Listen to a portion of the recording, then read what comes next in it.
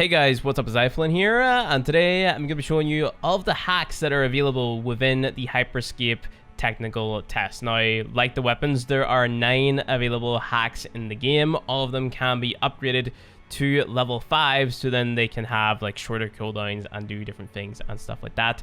And that's why we're making this video, so we can find out what everything does. So the first one we have is just called Wall. It's kind of like May's Wall from Overwatch or Sage's Wall from Valorant. You just, pick it up. Let's just go ahead and fully upgrade it. It decreases the cooldown speed. And we put it up, like so. And it's just a wall. That's it. That's all it does. Now you can whack the wall to take it down. It takes 5 whacks to take the wall down. It's a shame to see that, like, whenever you're upgrading the wall, it doesn't, like, increase the amount of damage that it can take. That might cause some imbalance, I know, because it's already 5 melee hits to take down the wall. It would be even more if you were to shoot the wall, for example. So if we were to put up the wall, and then we shot it with the hackz fire, which has low damage, it's going to take a while for me to take down the wall. Now, of course, the hackz fire has like high DPS, just low damage numbers per shot. It's a lot of shots to take it down. So if you're using something like, let's say the Riot 1, the Deagle, for example, it's going to take a long time for you to take down that wall. Next up, we've got the mine. Now, the proximity mine, it decreases the cooldown time, of course, but then the final upgrade decreases the cooldown time and also gives you more damage, right? So we've got a 5-second cooldown. And this thing's just going to seek him out. Deals 75 damage. So you can, plop this here thing down. Let it seek him out. Plop it down again. And then you can maybe, if one of them doesn't connect because they can shoot the proximity mine, you can just follow up with hackz fire or skybreaker or whatever. The cooldown on the wall, by the way, again, is 5 seconds. I'm pretty sure they all sort of share the same cooldown. Might be wrong about that, but moving on, we've got the invisibility, and you can pick up your hacks on the fly. So check this here out. If I press E to swap, I can just press, either my left mouse or F to swap it out. So let's press the left mouse, swap out my wall. We've got invisibility. So you just go invisibility. Enemies literally cannot see you. It's a good invisibility. It's not like a crappy invisibility where there's like an outline around you or something. So you just pick it up, and again, this is going to decrease the cooldown time of it, right?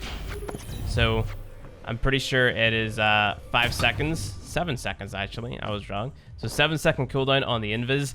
Invis, in my opinion, is meta just for disengaging and running away from fights. This thing has saved me. Just the invis hack has saved me so many times. It's so insane. It's really good. Like, you should definitely pick it up at least once per match just to save yourself from someone or something, Next up, we've got Reveal. Now, Reveal is basically just a wall hack, but it's a really bad wall hack. Let's just go ahead and pick it up and you'll see what I mean. So we upgrade it. Need to get rid of this mine. So it decreases the cooldown time again. There's nothing more it can really do. I wish that they allowed you to increase the range of it, if that makes sense. So it was like a wider range, but you'll see what I mean. So we press F, you make this little box, and any enemy that is within this little box is going to have a little arrow above their head for a short period of time. It's a very short period of time. It's actually already worn off, and it appears on the compass as well. So if you turn around, you can't see them. Like, it's not like it's showing you like where the enemy is based on your location. It's just he's gonna have a little red arrow above his head, so you can track him into a building or something like that. So it's not overpowered or anything. It's just kind of something that is there to help you out if you were tracking an enemy, you lost him, and you want to find out where he was through a wall, because you can put up a wall. If we actually pick up the wall hack here, right, put up a wall, press F, it sees him through the wall, right? So it's cool for just finding out if there's an enemy camping in a building or something, but you'd be hard-pressed to find people camping in buildings in this game because it's just so fast-paced, and there's a lot of incentive to go outside and kill enemies to get better stuff, So, yeah, that's that. Moving on, we've got a heal right here. So this is if you want to be the healer of your group. You can pick this here up, and you just pick it up. Decreases the cooldown time again. Basically, upgrading all the hacks, more or less, is the same thing. There's very little variation here. But you put down a little heal, and you've got, like, a little healing field. Of course, there's a lot more things they could do with this. They can make it so that the higher level it is, the more that it heals per second, or the bigger the range of the heal is, stuff like that. That would be cool to see, but of course, could lead to balancing issues. They could also just increase the duration of it, because that was a pretty short duration. And with how agile you are in this game, it's pretty shitty to have like a very short duration ability, especially one that you have to sort of sit still for. So if I was to buff that up, I would make it so that the heal activates on the player that uses it, and then that healing circle just kind of follows them around, and then their teammates could run with them to also benefit from that heal, you know, just to buff that there one up a little bit. We've got armor on here. Now this here one, kind of meta, because people are using this at the end of Crown Rush to pick up the crown and just survive. Basically what it is, you press Q, and you can run around with your hands out, and enemies literally cannot damage you when you're in this state. You're completely invincible, you take no damage whatsoever, and they can't break you out of it. Unlike the next hack that we're going to look at, which is the ball. The ball also kind of does the same thing as the armor, except, you know, you're in a bouncy ball, so it's cool. You're a little bit agile. Enemies can break you out just by shooting at the ball. You're not going to take any damage while you're inside the ball, but they can shoot at the ball to break it to get you out. This thing lasts a very, very, very long time. This is just sort of like a gimmicky ability. You don't really deal any damage with this, I don't think. No, there's no damage dealt. You just sort of knock them about. So this one's just a fun one that they added into the game for reasons, you know. You can break out of it by shooting, which is really cool. But yeah, that is that. We've got teleport on here. Teleport, arguably one of the most fun ones in the game, because you get to teleport. Who doesn't like that? You upgrade it, it reduces cooldown on it. Check this out. Teleport forwards, 6-second cooldown. You can I teleport backwards? I don't think I can. No, it's going to teleport you based on the direction that you're facing. So it's not like if you were playing Tracer in Overwatch where you can blink backwards. Would be cool if they would implement that though, so you could juke people better. I would recommend maybe making that an upgrade, like being able to TP backwards, like, you know, having the direction not locked to where you're facing. That would be cool, and that would buff it up a little bit. But last but not least, we've got the slam. And the slam, again, this here thing is meta, especially if you are the person who's holding the crown in Crown Rush.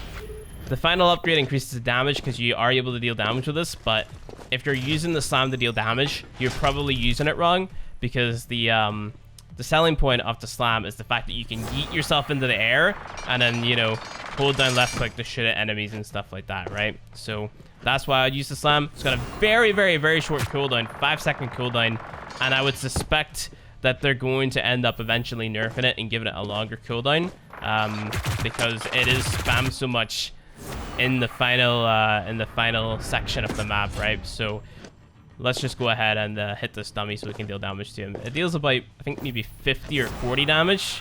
So if you hit the ground, didn't actually get to see, that's about 40 damage right there, but we'll test it out again. Yeet ourselves into the air. We'll land in front of him this time.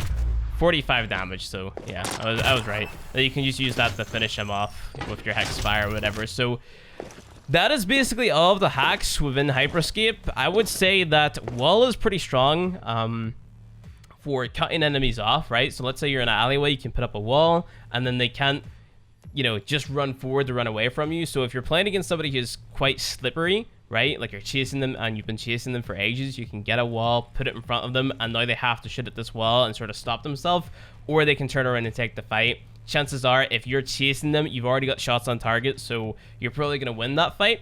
The mine is really good. This thing throws me off so much whenever I'm chasing people. Because the cooldown is so short, people are able to put down 2, and 2 of these mines is definitely enough to kill you. So be very wary of these. This is definitely the biggest noob hack that there is in the game.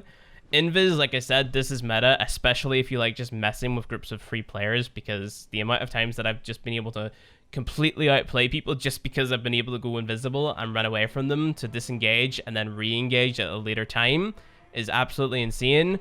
Reveal is kind of okay. It's all right if you have nothing else and you just want to, you know, sort of maybe pair it with Invis to not lose sight of where enemies are, but because the duration is so short on it, it's not really something that's worth picking up. So I'd say this is probably one of the weakest ones.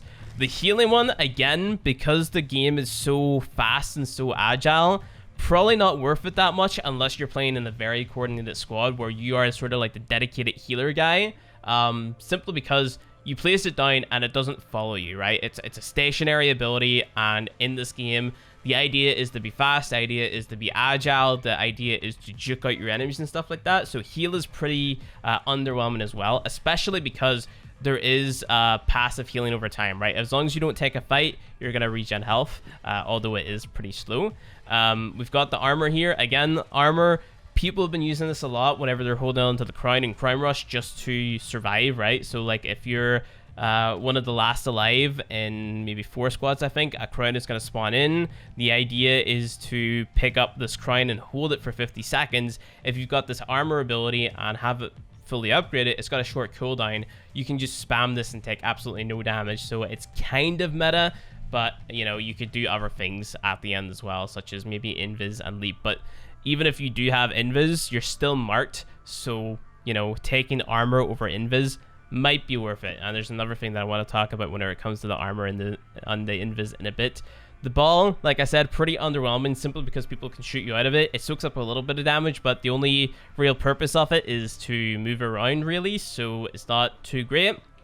You've got the TP, which is great for just juking people. You know, you just, you know, fly up in the air or something, shoot down at them.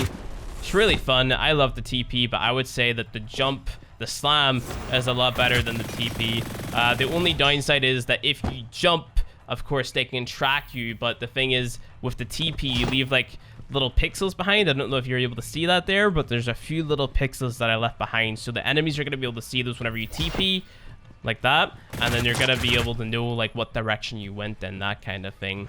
The biggest downside to the invis and the armor, right? So if I pick up my invis and if I pick up my armor over here, you'll notice that I'm not able to do anything. If I shoot, then I'm taken out of my armor, I'm taken out of my invis, and the same goes for reviving. Like, you can't activate your armor and revive a teammate, and you can't activate your invis and revive a teammate, because as soon as you try to interact with anything or do anything, then your invis or your armor is going to be toggled off. So that's how those two things are balanced. But that is all the hacks within Hyperscape.